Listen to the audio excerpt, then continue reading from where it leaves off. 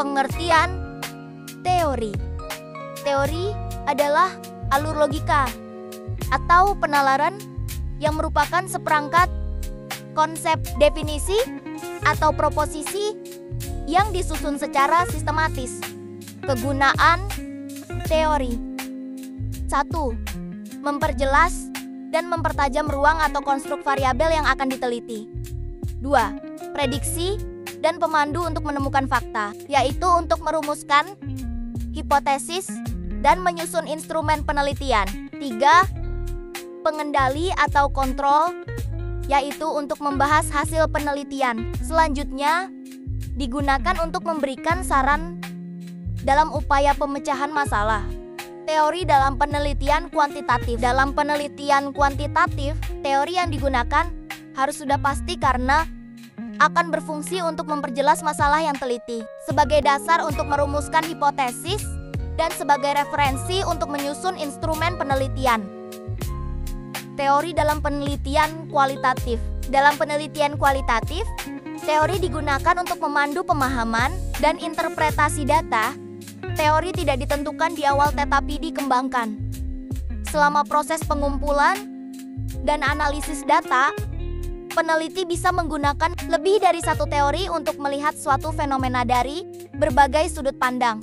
Sumber bacaan yang baik harus memuat 3 kriteria, yaitu 1. Relevansi, berkenaan dengan kecocokan antara variabel yang diteliti dengan teori yang dikemukakan. 2. Kelengkapan, berkenaan dengan banyaknya sumber yang dibaca. 3. Kemutakhiran, berkenaan dengan dimensi waktu. Semakin baru sumber yang digunakan, maka akan semakin mutakhir teori. Langkah dalam mendeskripsikan teori: 1. Tetapkan nama dan jumlah variabel yang diteliti. 2. Cari sumber bacaan sebanyak-banyaknya dan yang relevan dengan variabel penelitian. 3. Cari definisi dari setiap variabel yang diteliti. Bandingkan antara sumber yang satu dengan yang lainnya. 4. Deskripsikan teori yang sudah dibaca dalam bentuk tulisan. Sumber bacaan yang dikutip harus dicantumkan. Contoh penulisan: A. Landasan teori perilaku konsumtif. YA. Definisi. B. Indikator. C. DST. 2. Literasi keuangan. X. Definisi. B. Indikator. C. DST.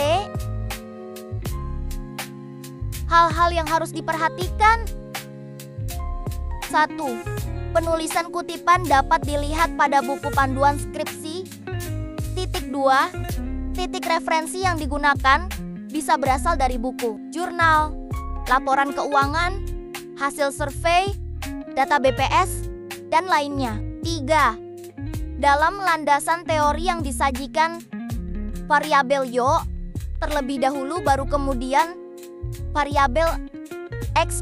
4. Definisi setiap variabel berasal dari berbagai pendapat ahli.